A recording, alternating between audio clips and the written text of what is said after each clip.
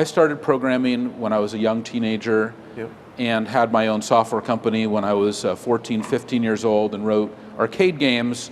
And then I got involved in Apple, and I worked in the Macintosh division, and I wrote the first native assembly language on the Macintosh. And I did that while I went to college. I finished my college degree at USC, and then I went to work for Oracle.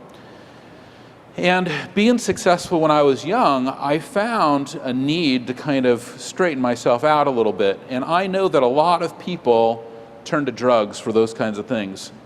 My path is not through psychedelics or through LSD. I've never done LSD or any psychedelics or any recreational drugs, actually. It's just not my path.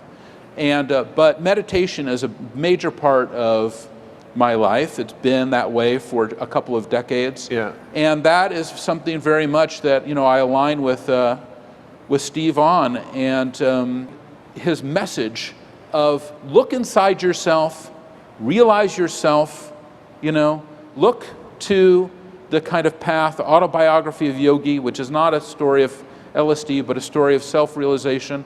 I think that is so powerful. And when we get to Apple today, the most important thing for Apple is to realize themselves.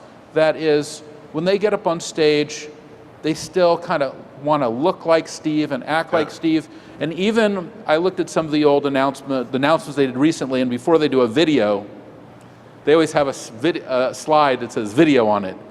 And I love that because it's something he always did. He would always say, and now I'm going to show you a video, and the word video would go on the screen, and then the video would play. But I think for them, they need to find themselves and be who they are. And I think that in many ways, they're still trying to be him. And instead, they're great guys, actually. I have a lot of respect and a lot of admiration for Tim Cook, for Phil Schiller, for the whole team. I think they're a phenomenal team, a team that any company in this room would be thrilled to have any one of them. Yeah.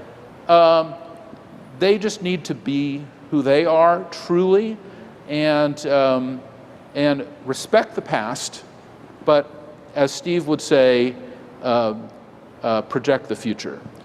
And it has to come from them, and I think that's the only path forward for Apple.